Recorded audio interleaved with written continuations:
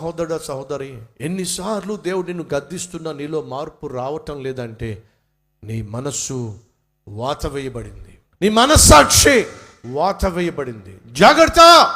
ఎన్నిసార్లు గద్దించిననో లోబడనొల్లని వాడు మరి తిరుగు లేకుండా హఠాత్తుగా నాశనం అయిపోతాడు. 29వ అధ్యాయము 1వ వచనము సామెతల గ్రంథము. ఎన్నిసార్లు గద్దించిన నీలో మార్పు ఉండడంలా, ఎన్నిసార్లు దేవుడు నిన్ను హెచ్చరిక చేసిన నీలో మార్పు రావటంలా, ఎక్కడ వేసిన గొంగలి అక్కడే వేసినట్టుగా ఉంది.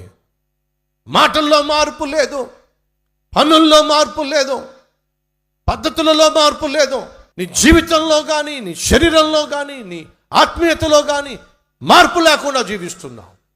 అవే పాపిష్టి పనులు, అవే పాపిష్టి మాటలు, అవే పాపిష్టి క్రియలు, అవే పాపిష్టి అలవాట్లు, అవే